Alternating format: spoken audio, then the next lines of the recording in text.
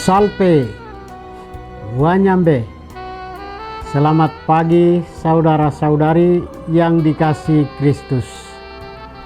Mari kita mengawali hari baru dengan mendengarkan firman Tuhan yang diambil dari Injil Matius pasal 21 ayat 23 sampai dengan 27. Tuhan bersamamu. Inilah Injil suci menurut Matius.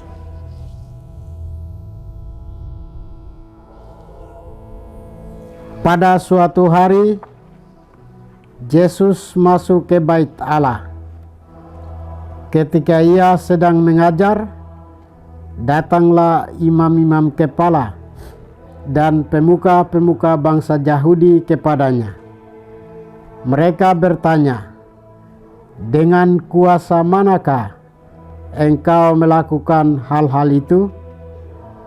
Dan siapakah yang memberikan kuasa itu kepadamu?" Jawab Yesus kepada mereka, "Aku juga akan mengajukan satu pertanyaan kepadamu.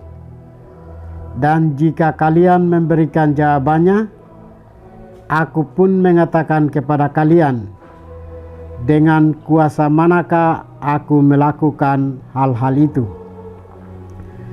Nah, dari manakah pembaptisan yang diberikan Yohanes? Dari surga atau dari manusia?" Mereka lalu berunding satu sama lain. "Jika kita katakan dari surga," ia akan berkata kepada kita, "Kalau begitu, mengapa kalian tidak percaya kepadanya?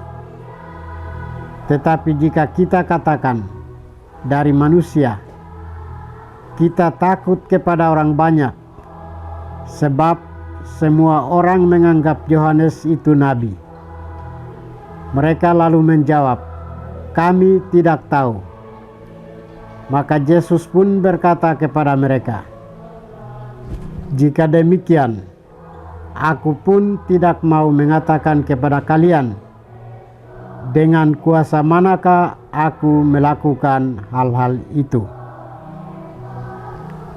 Demikianlah sabda Tuhan. Saudara-saudari yang dikasihi Kristus, tema kita hari ini adalah kuasa Allah yang menyelamatkan. Dalam bacaan Injil hari ini menunjukkan dua hal yang ada pada diri Yesus, yaitu otoritas sejati dan ketulusan hati. Di dalam Bait Allah, para imam-imam kepala serta tua-tua bangsa Yahudi mempertanyakan tentang otoritas kuasa Yesus yang melakukan segala hal, terutama mengajar. Mereka berkata, "Dengan kuasa manakah engkau melakukan hal-hal itu? Siapakah yang memberikan kuasa itu kepadamu?" Pertanyaan ini sejatinya bukanlah pencarian akan kebenaran, melainkan sebuah jebakan.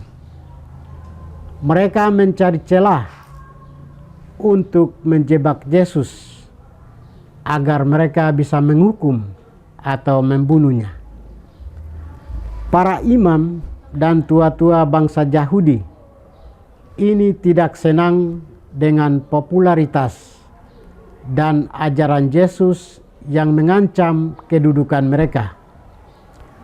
Mereka ingin mencari alasan untuk menuduhnya, entah karena mengklaim kuasa dari Allah yang bisa mereka anggap menghujat, atau bertindak tanpa izin resmi yang bisa mereka anggap melanggar hukum.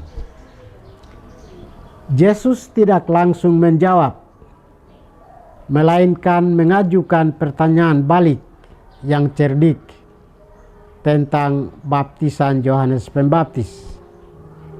Yesus berkata, "Dari manakah baptisan Yohanes itu? Dari surga atau dari manusia?" Ia mengajukan pertanyaan ini sebagai jebakan untuk mau mengetahui sejauh mana ketulusan hati mereka. Pertanyaan jebakan itu memaksa mereka untuk berpikir keras. Jika mereka menjawab dari surga, berarti mereka harus mengakui otoritas Yohanes Pembaptis, dan secara logis mengakui bahwa Yesus yang disaksikan oleh Yohanes Pembaptis itu berotoritas ilahi. Mereka juga akan ditanya mengapa tidak percaya pada Yohanes Pembaptis. Dan jika mereka menjawab dari manusia, mereka takut kepada orang banyak yang menganggap Yohanes Pembaptis sebagai nabi. Karena takut menghadapi konsekuensi dari kedua jawaban tersebut, maka mereka memilih jawaban kemunafikan dan ketidakjujuran dengan menjawab, "Kami tidak tahu." Kemudian Yesus pun membalas dengan berkata, "Jika demikian, aku juga tidak akan mengatakan kepadamu, dengan kuasa manakah aku melakukan hal-hal itu." Melalui responnya, Yesus menegaskan bahwa otoritasnya tidak memerlukan pengakuan dari manusia, sama seperti baptisan Yohanes yang jelas-jelas berasal dari Allah dan diakui serta diterima oleh manusia. Demikian pula kuasa Yesus. Bagi Yesus tidak membutuhkan otoritas duniawi manapun untuk melantiknya demi sebuah pelayanan, karena dirinya lah adalah Mesias, anak Allah.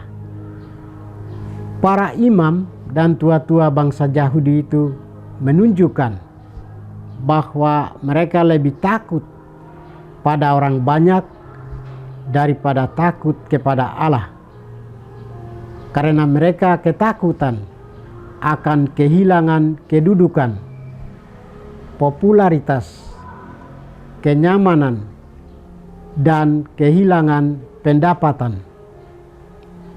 Bagaimana dengan kita sebagai pengikut Kristus, sebagai orang beriman yang percaya kepada Kristus dan menjadi pengikutnya? Kita percaya secara total bahwa otoritas Yesus itu bersumber dari Allah, karena Dialah anak Allah yang hidup dan menyelamatkan kita.